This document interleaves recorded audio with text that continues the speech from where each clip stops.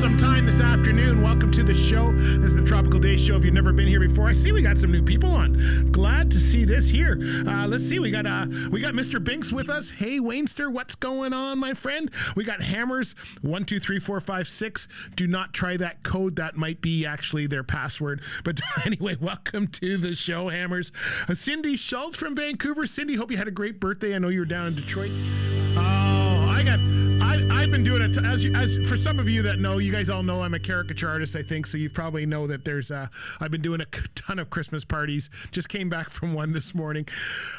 I got to tell you a story. This isn't really about a Christmas party. We're going to share some stories about Christmas parties. I want to hear what you guys have to think about Christmas parties. But if you're going to hold a Christmas party in a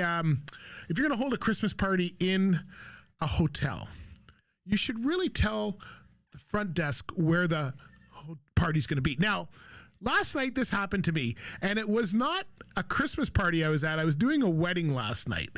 Here's what happened. I arrive about 2 hours before my start time because I don't want to be late. It's downtown Toronto, right in the center of Toronto, Bay and Adelaide, at the St. Regis Hotel. So you would think this is a great place, right? So I get down there really early. My start time's like 6 o'clock. I arrive at like 2:30 in the afternoon. Go to the front desk, and I said, I'm here for the wedding.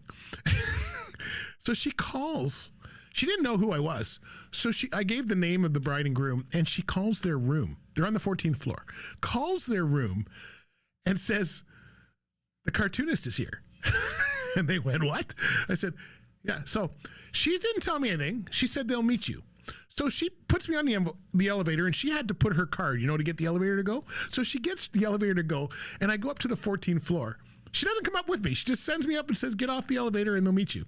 So I'm standing in front of the elevators on the 14th floor, probably watching security look at me going, what is this guy doing? It looks like he's casing the joint. I'm looking down the halls. I'm looking to the right. I'm looking to the left. I don't see anybody. Finally, after about 10 minutes of waiting there and nobody's coming out, I called them. I had their number. I called their cell phone. And they're talking to me. And they're going, okay, yeah, I'm out front. And they're going, I think we can hear you. So I look around the corner. The voices are getting louder and louder. I look around the corner, and sure enough, the two of them are in their bathrobe. I wonder what I interrupted. Anyway, I said, I'm so sorry. And they said, go to the 9th floor. That's where our wedding's going to be. So if you're going to have a Christmas party, the first thing you should know is tell everybody where it is. Oh, here's a little reggae Christmas by our friend Mr. Brian Adams. That's Feliz Navidad. Oh, Jen, that was a perfect segue for those of you that are not in our chat. Jen just asked if I've packed all of my tropical shirts, because I am wearing a sweatshirt. Take a really good look at this, because this is my ugly, well, I probably got uglier clothes, but this is my ugly Christmas sweater. I just did an event today, and I didn't change because I'm too tired. Anyway, I just have this on. So that brings us right in, though, because I was going to talk about ugly Christmas sweaters. So do you own an ugly Christmas sweater? If you do, what does it say on it? And the second thing I want to know is if you see somebody in an ugly Christmas sweater, which today at the event, I probably saw, well, there was one family, they were all dressed exactly the same. There was Christmas sweater pajamas. I asked if they had just gotten up or if they're about to go to bed. So here's the question. If you have an ugly Christmas sweater or you see one on somebody, what do you say? Do you say, that's a nice sweater? Do you say, that's a terrible sweater? Or do you just not say anything at all? Because this guy was in an ugly sweater. Have you ever seen an ugly sweater contest? This guy had an ugly sweater contest. People took it very seriously. Like Carl from accounting, who showed up wearing a sweater with an actual jingle bells and a working mini light show powered by a battery pack. Now, I have seen that drawing at events. I've seen people where they just like are glowing. It's very hard to draw because every time you look up, it's like, anyway, until it caught fire. So so Garth Brooks apparently knows all about ugly sweaters because he did a whole song about it. Downtown at an office party, Christmas Eve. What is it?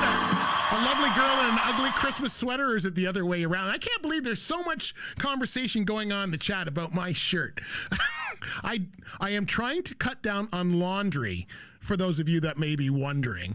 Like, holy crow. I tell you, it's It's almost as bad as Facebook here on our chat system here. I mean, people are going, your sweater is ugly, but I love it. Thank you, Wayne. And then French Bread goes, really? You're wearing this in public? My gosh. And then Biggs comes in and says, yeah, but when you take your shirt off, it shouldn't stand up by itself. Yes, it should, Wayne. I've designed it that way. Oh my gosh, you guys are giving me a complex. So I went and changed. Although I was getting hot anyway, and I thought about it before I started the show. I go, I probably shouldn't wear a sweatshirt because it's always hot in the studio here. But you know what? I didn't listen to myself. So here we go. I've been watching. I was sweating. Anybody used to do that Secret Santa thing, where you buy gifts for other coworkers and you usually have a limit and nobody gets what they want, or you buy everybody a Tim's card or something like this. Check out what this person did. It was a great idea on paper, but it didn't work out so well. So this one guy decided to show up without a gift, and he panicked. And so he grabbed the only thing in his car, which was a half-eaten box of Timbits. For those of you that are not in Canada, Timbits is our coffee shop like Dunkin' Donuts in the States or something like that. There's one on every corner. So he has a half-eaten box. He slips a bow on it. And the card said, a gift that keeps on sharing. That's what it said. So HR said that the only thing being shared that night after that was a reminder email about what kind of gifts you should have. So if you're not sure what you should buy, well, start with the 12 days of Christmas and work your way down. It's happy hour on the deck at Shaggy's, where the rum is strong, the seasons are spicy, and the decisions are questionable. Grab a Banks beer and loosen up. Rum, check wine, check Caesars. Oh yeah, and Bruce already on his second round. If it's got rum, we're serving it. If it's got a beat, Bruce is playing it. Oh, happy hour at Shaggy's. If it's got rum,